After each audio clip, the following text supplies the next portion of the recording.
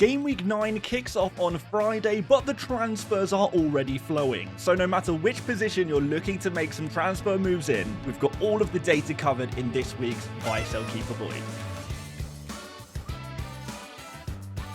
If you're new to Buy, Sell, Keep, Avoid, this is how it works. The video is split into two parts, the first of which we will have a look at those players you may already have in your team and which players you should keep and which players you should sell. After that, looking at replacements, we'll be looking at which players you should buy and maybe which ones are to be avoided. Players will be tier listed with the best players at the top of the screen and the worst ones at the bottom. And as always, guys, we are going to start off with the forwards that you may already have in your squad and which ones we should maybe think about keeping, and then, of course, those that might be worth selling too. So, first of all, let's stick with the top players here, really. So Bowen, at time of recording, Bowen has not played his Game Week 8 fixture yet against Brentford.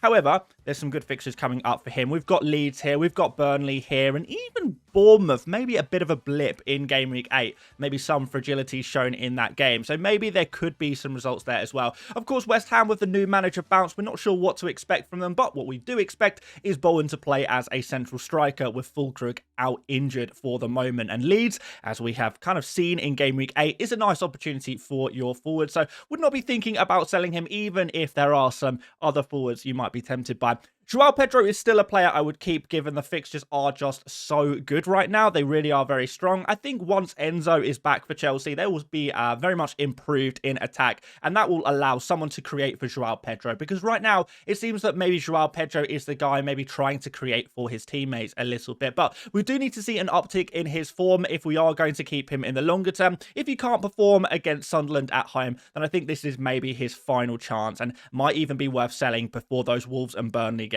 But one more chance I think is necessary for Joao Pedro because of the strength of the fixture. Sunderland at home is a good fixture. It's a lot better than Sunderland away. And Benjamin Šeško was benched at the weekend against Liverpool, but expecting to see him back in the starting 11 for Manchester United. He had scored 2 in 2 games in the previous games, 2 Game Week 8, and we've got some nice fixtures here for United, Brighton and Forest here as well. The data is also not too bad for Šeško, actually better than Bowen, better than Joao Pedro, and he is making good on that data as well. 11 shots, 9 in the box, 4 big chances over the past 6 game weeks, 2 of which were substitute appearances, so not too bad. Players to monitor, Gyökeres. Now, I know some people will say Gyökeres is a definite sell, but one thing we have to accept about Gyökeres is he is getting opportunities. He hasn't been putting them away recently, but the half of the battle is getting the opportunities, being in the right positions, taking those shots. He maybe hasn't had any huge chances recently, but 15 shots, all in the box, over 2 XG in 6 game weeks is a pretty decent number there. So hopefully he can get back to his scoring ways against Palace, Burnley and Sunderland in the next 3, but also, if you do feel like moving to Saka, making a double switch in a very luxury move, I think that is possible. By the way, guys, I have actually already done that move myself, as I did have 5 free transfers and was at risk of being priced out. So I have done it, but that's because I have loads of free transfers and I wanted to restructure my squad. So it is luxury to sell Gyökeres, but you can definitely keep him. You can absolutely keep him. He is a monitor. He's somewhere in the middle here. I don't blame you if you are selling him, but not a must sell. Isak, yeah, definitely want to monitor. The fixtures are good for him, and as we know, good fixtures often breed good form, but he has a lot of money to be spending. So again, another play to monitor. I would at least consider selling Isak, but you don't have to. Wood is going to be interesting under new management, under what we think will be Sean Dyche for Nottingham Forest. Is going to be super interesting if Wood can reclaim a lot of the great form that he has had in the last couple of seasons. Obviously, Wood has reasonably decent underlying numbers here. I say reasonably decent. There's not really any forwards with super strong XG data other than Haaland and Mateta. Everyone else has pretty mediocre data here, to be totally honest, guys. So 1.59 XG is actually among some of the better numbers there for forwards. We've got Evan Nilsson here as well. He has got a little calf injury, a minor calf injury, and he's going to be out, according to current reports, somewhere between 1 and 3 weeks. So there is a chance he's back for Game Week 9. I think it's pretty unlikely, but he's probably not going to be out for long term. So therefore, he is a player who has some good fixtures coming up. Could he be worth keeping? maybe if you have patience, if you have cover, but he is going to be a player that you can definitely sell if you don't have any other options, basically. So that's why he is so close to the sell options. There are a couple of players I think are higher priority sells, though. So Ekatike, with that rotation risk, is probably going to be a player to sell unless you think he is going to be starting alongside Isak. I think that is pretty risky. Ollie Watkins on the bench in game week 8, and with some pretty poor fixtures coming up in the next 3, a pretty easy player to sell. And Richarlison is found himself as a very much a rotation risk player at this point, with Spurs with plenty of forward options now as well. So Richarlison, very, very straightforward sell, particularly with, again, some pretty average fixtures. Average is maybe generous when we're looking at these fixtures. Looking at midfielders, Enzo, if you have him, you simply must keep him. He was close, apparently, to maybe being able to be fit for game week 8. We've got midweek games, so we're going to get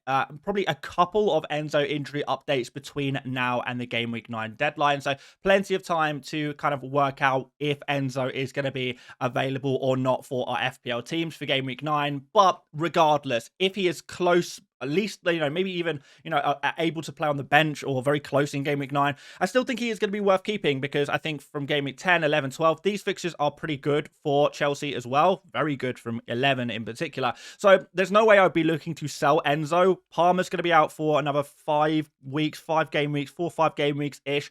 So there's going to be plenty more opportunities for Enzo to do really well. So even if you don't think he's going to play, I would still keep him for future game weeks. He's going to be really nice. Bruno Fernandes, maybe proving some of the doubters wrong in his game against Liverpool. He's the kind of player who will just get bonus points even with 1 goal contribution. So that 1 assist, which has been coming for a long time, he is, the most creative player in the Premier League. 16 key passes in the last 6 game weeks.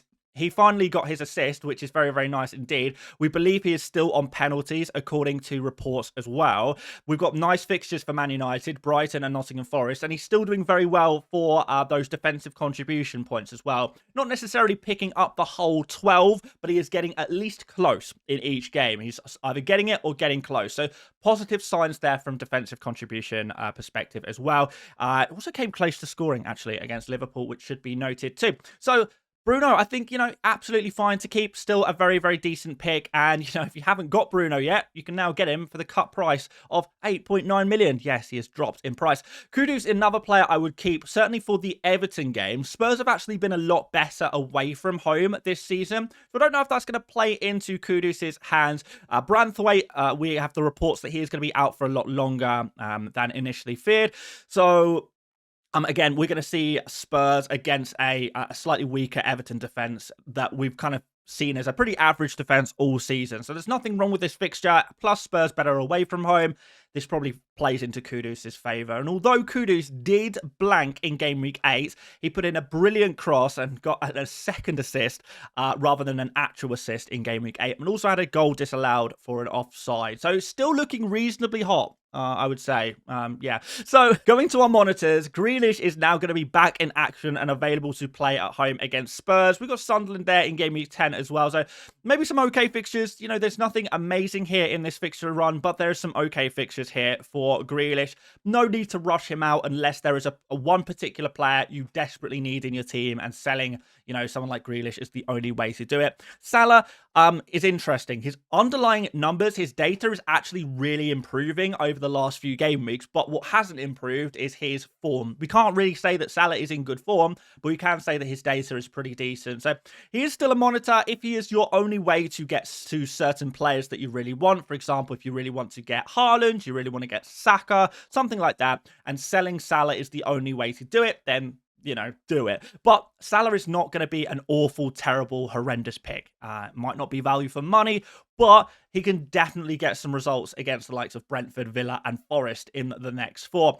Eberechi Eze, unfortunately, he was like very much a hyped player last game week. We did put him in the avoid section, but it seems that a lot of the new Eze owners are already regretting their decision and looking to sell him. So, would I sell him? Maybe. I think the issue is Arsenal double defense seems pretty important right now. And if Eze is blocking that, if Eze is blocking that double Arsenal defense, if Eze is blocking Saka, you really want to get these kind of players into your team. then at that point you maybe could consider selling Eza, who, wasn't really too involved in Game Week 8, to be totally honest. And, we're not expecting as many points from him as we are many other Arsenal players. It's not really a team I would be compromising on right now. You want the best players from Arsenal. And I don't think from an FPL perspective, Eza is one of the very, very, very top picks from Arsenal. I hope that makes sense. We've got Reinders here as a possible sell as well. Obviously, he is very cheap, so he is a player you can simply bench, but we're seeing some early substitutions. We're seeing more Man City players return from injury, and we're seeing more rotation risk come in for all kinds of Man City players.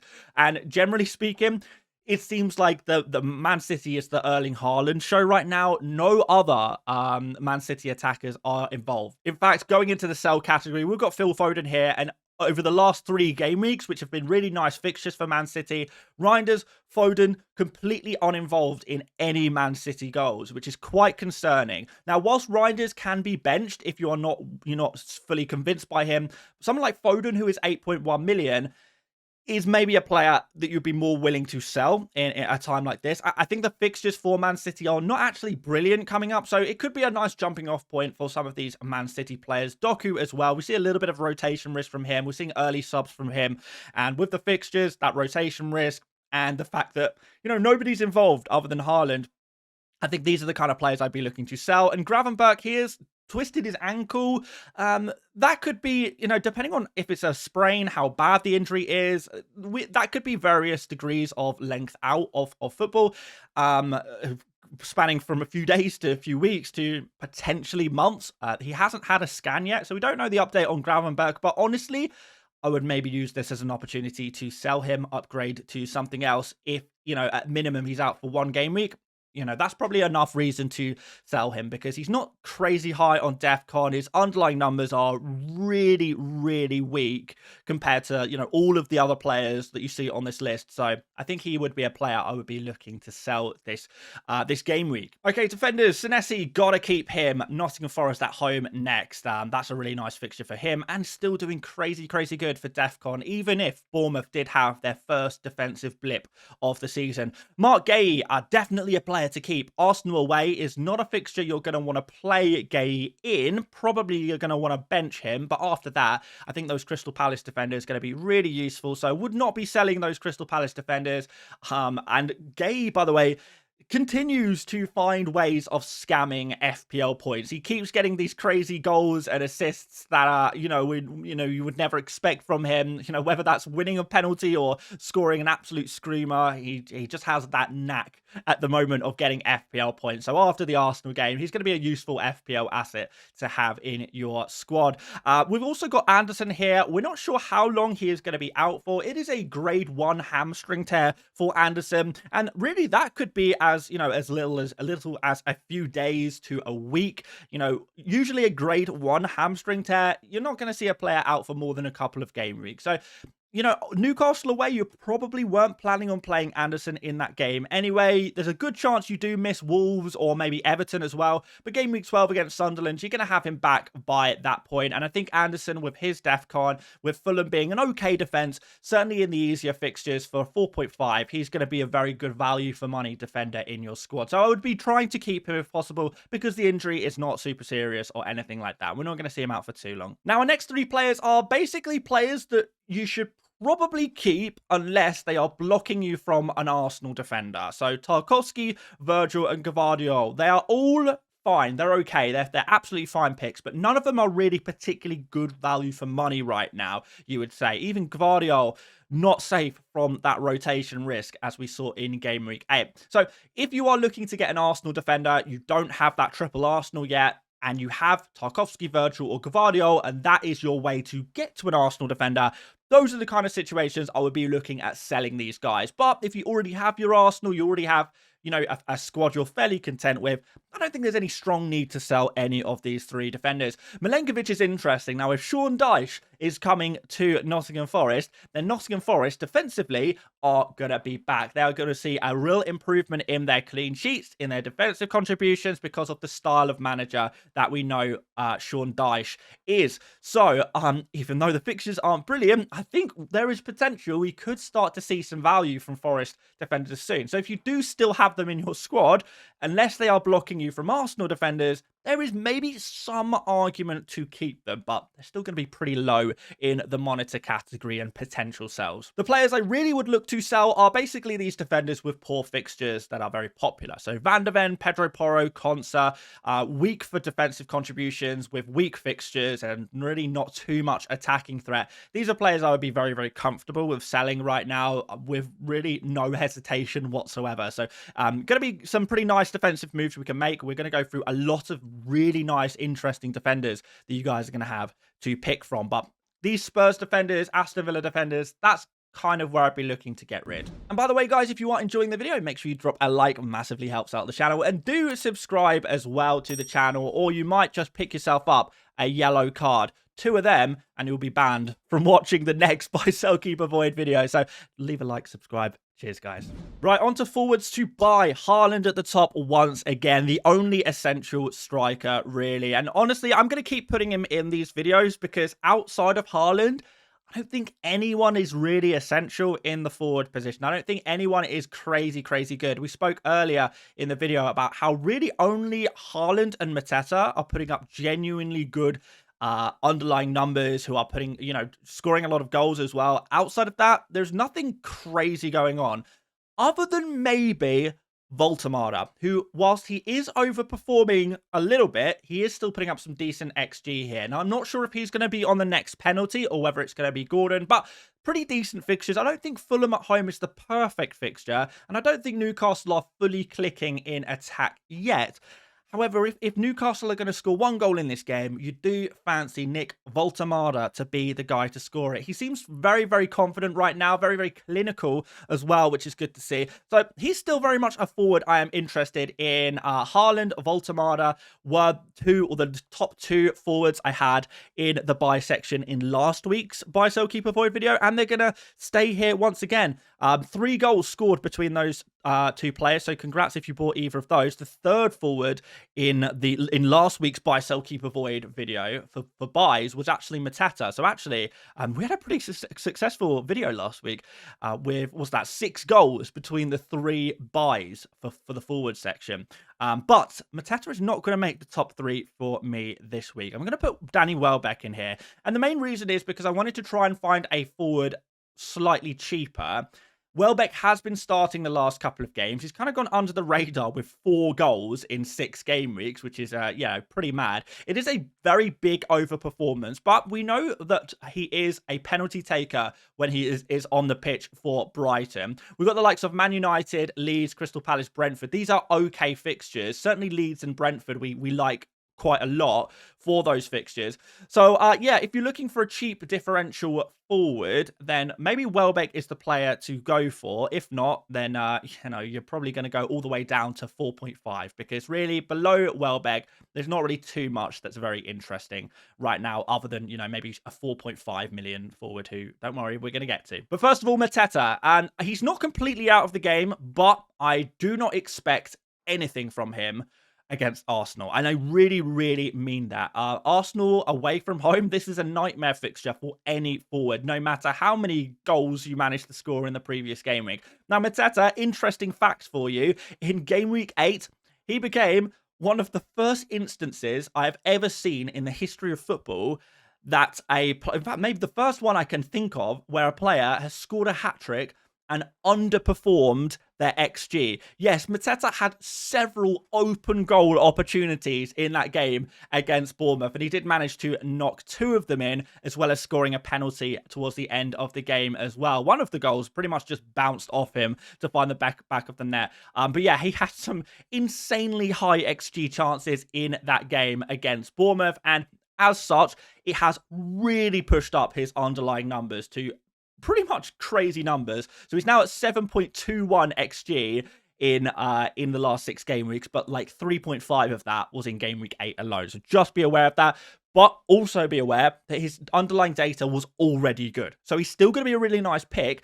And if maybe going for a different forward this game week is going to block you from going Mateta. So say, for example, you desperately need a new forward this week, you can either go 1 week early on Mateta, or you can go for, I don't know, someone else like Voltemada, Bowen, Joao Pedro, goes for someone like that, and then that blocks you from getting Mateta in the future, then I would just go for Mateta now. So for that reason, he is in the monitor. I think there are some circumstances where I would buy Mateta, but I wouldn't plan to play him this week. And if you can hold off from buying Mateta from one more game week, I would definitely advise that, because away against Arsenal, man, Arsenal haven't even given away a single shot on target in 2 game weeks, let alone 3 open goals. So we're not going to see any more Mateta hat-tricks in game week 9. But after that, hey, just maybe. Jared Bowen, a potential buy. Still not super convinced by his underlying data, but I'm sure I will eat my words on that one when we come to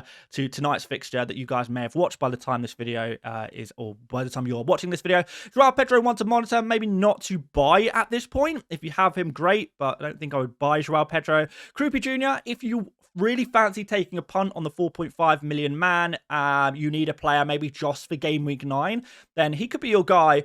But really, he's only going to be useful for game week 9 in isolation. But judging by the quotes from Iraola at Bournemouth, Evan Nilsson is not going to be out for very long, 1 to 3 game weeks. Kruppi Jr. is still very much a player in development and is not planned on becoming their starting striker this season. Evan Nilsson, very high praise spoken about him.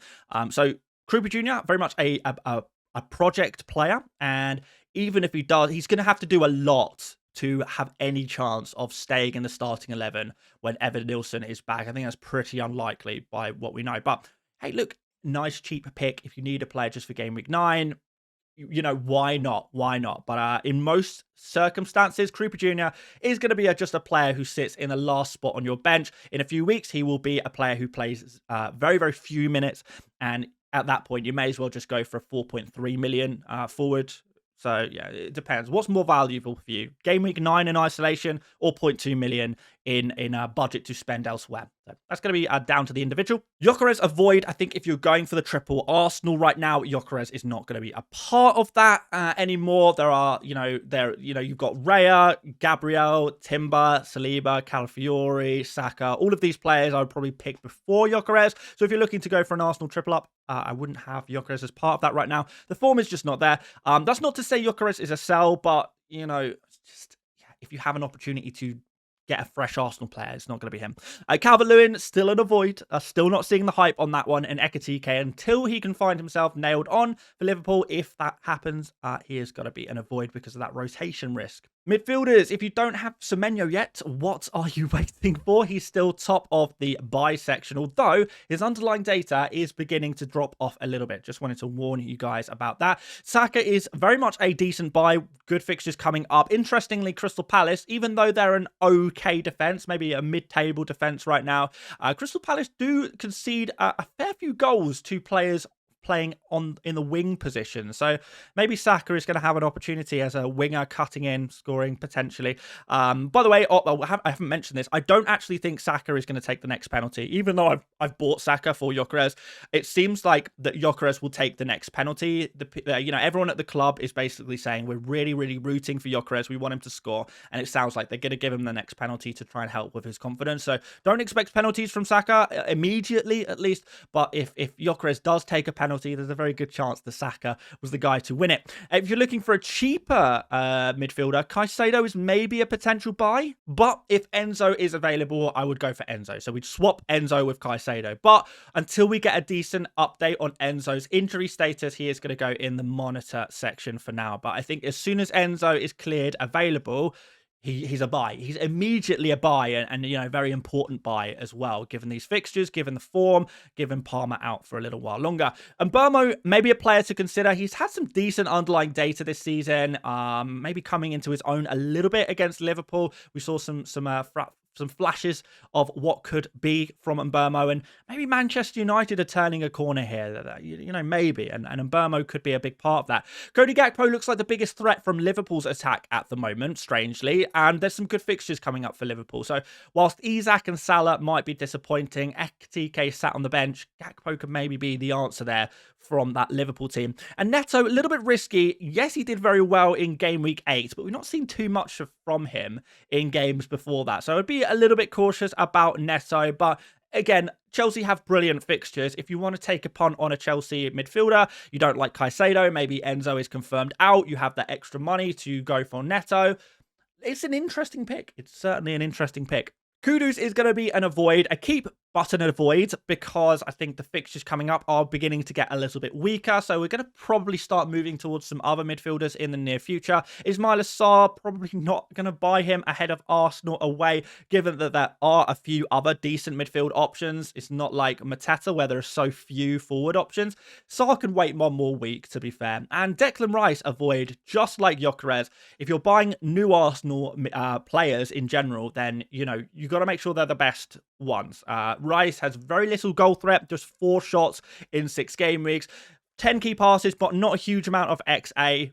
So not really creating those big chances, and defensive contributions, he's not really picking up those points either. So yeah, not very many access routes to points for Rice. He seems like a pretty weak pick compared to the other brilliant Arsenal picks available to us right now. Let's look at some defenders, and I've been looking forward to this section actually because I've done a lot of research on this one. Because I myself, I'm gonna be looking to buy a new defender this week, and I haven't decided who it's going to be yet. But I've got a better idea now, and I'm going to share some thoughts with you. So first of all, if you don't have Gabriel, again, what are you waiting for? Get him in your team. First priority, must buy, must happen.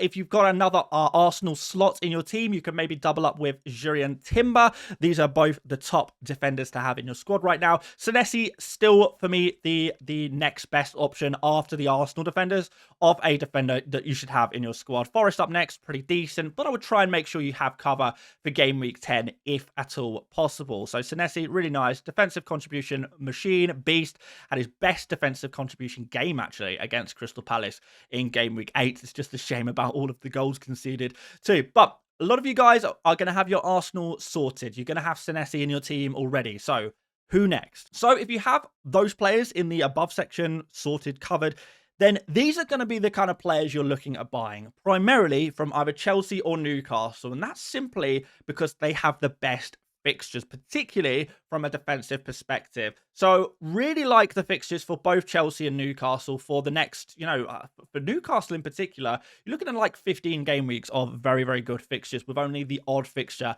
where you might want to find some cover, like game week 12 for Newcastle against Man City is pretty weak, but outside that, really good. So my number one pick out of Chelsea and Newcastle defenders is going to be Chalobah. Since Badiashile is going to be out for quite some time longer, that makes Chalobah really the only natural left centre-back at Chelsea at the moment. So we're expecting Chalobah to play regularly. Chalobah has been Chelsea's best defender this season. Maybe that's just my opinion, but he's won 2 Man of the Match awards already. He's scored 2 goals. His match ratings have been consistently high. He is making an insane amount of defensive contributions compared to the other Chelsea defenders, although it's still nowhere near the likes of Senesi and Gabriel and Anderson and Richards, all these players that are really cooking. But from a Chelsea perspective, 43 defensive contributions in 5 game weeks, that's not too bad. That's pretty decent. You're going to get a decent amount of defensive contributions with those kind of numbers. We've spoken about the fixtures already. We've spoken about the attacking threat a little bit there as well. For 5.1 million, I think it is worth going for Chalobah. I think his minutes potential, to me, look really good right now as well. So Chalobah, probably the best defender there out of those guys. Then we've got Newcastle. So Botman and Burn. I asked Newcastle fans earlier today, who is more likely to be a long-term starter, Botman or Burn? And the consensus really was that as long as Botman is fit, and right now he is, although that's not always, something that we can rely on long-term, Botman is going to be the main starting left centre-back for Newcastle. Now, of course, whilst Lewis Hall is unavailable, whilst Livramento is unavailable, then Burn is really going to be the guy playing at left back. That's going to be slightly less defensive contributions for Burn at the left back position. So that is going to be, of some concern. And then, of course, maybe as we go into the future, Burn is maybe slightly more rotation risk than Botman. Again, I'm just saying from speaking to a lot of Newcastle fans that maybe Burn is slightly more risky, but it is a bit of a mystery because Burn always seems to find a way into Eddie Howe teams. But Botman is the long-term nailed guy. He is their defender. He is the guy they want to be as their long-term best centre-back. He is their best centre-back whenever he's available. So Yeah, Botman at 0.2 million cheaper, probably has better defensive contribution potential, probably has better bonus point potential from what we've seen so far per 90 this season. So there's a lot in Botman's favour. But the crowd will go with Burn, and Burn is perhaps more injury risk free. So Burn less risky. Botman, I slightly put ahead though, however, because I think there's enough points in his favour. Reece James, too risky. Not going to get defensive contributions, not going to really offer a huge amount of attacking threat, I don't think, really. He's got 3 assists, but only 0.57 XA. He's not actually created an insane amount, but on set pieces, he is always going to have access to some of that creativity, some of those points, and he will get the occasional point here and there. But a huge overperformance from him recently. He is playing kind of as a central defensive midfielder at times this season. He's probably going to play right back next game because Gusto is unavailable. He's suspended. So, yeah, it's an interesting one. I just find James to be such a risky player. I've been scarred by him so many times before, with whether that's rotation or injury or whatever, that I just rather go for Chalobah, to be honest. Chalobah actually technically has pretty similar attacking data to Reece James anyway, to be honest, so make of that what you will. Yeah, I think that's the order I would put them in. Chalobah, I like. Botman, I like. Burn and James, don't get me wrong, I would definitely consider these players as well, but slightly edging towards Chalobah and Botman. But there's no wrong answers here. I like them all. As for avoids, Mukiele, very useful player at 4 million, but, you know, if you're looking to buy him now, just to let you know, guys, you do not have access to the 17-pointer from Game Week 8. This transfer, people buy Mukiele, it stinks of points chasing. It really does. Don't get me wrong, Mukiele is a very good, you know, kind of backup pick for those game weeks where he has a good fixture. But Chelsea away next, this is not a good jumping on point. And actually, yes, we've got Everton at home in 10. We've got Fulham away in 12. Outside of that for Sunderland, even Fulham away, I don't know if I love that. Everton at home, these are not amazing fixtures. Outside of that, it's pretty much terrible fixture every single week for the next 10, 15 game weeks. A lot of bad fixtures for Sunderland. They've had so many good fixtures already that now they have to play all of their tough ones. So be super aware about that one if going for Mukiele. It's a poor jumping on point. There's not really too many game weeks where he's actually playable into the future. But, you know, you're going to get defensive contributions there from him at least. But, yeah, this is just not a good week to buy him. And, yeah, unless you're on a wild card, unless you desperately need to downgrade to a 4 million defender, even so, I don't know if Mukiele would be the guy I would go for. Yeah, it's just an avoid. And of course, those Crystal Palace boys, this is an avoid week for Crystal Palace players if you don't already have them. And from Game Week 10, we'll be shooting these Crystal Palace players right back to the top of the tier list. But for now, they are an avoid because of that Arsenal away fixture. Goalkeepers to keep. Sanchez, yeah, fixture's just so good. We like the Chelsea defense right now. Sells, you know, we spoke earlier about maybe, you know, those Forest defenders getting better under Sean Dyche. Maybe. So maybe Sells could be worth keeping after all. Alisson out injured, definitely worth selling still. And Kelleher is probably one of those goalkeepers, even though there's no injury, I still think I would sell him if I had him in my squad, because there's really not many good fixtures for Brentford coming up. There's a lot of really difficult fixtures for them. So I think you could actually genuinely make up points by making a goalkeeper transfer in this very specific instance, but it's pretty rare that you can do that. As for the buys, Nick Pope's still number one. If you don't want to take a risk on one of those kind of Newcastle defenders who all have their own kind of downsides attached to them, all have certain risks attached to them, then Pope is obviously the solution to that. If you haven't got your goalkeeper figured out quite yet, Pope is definitely your best way to the Newcastle defense.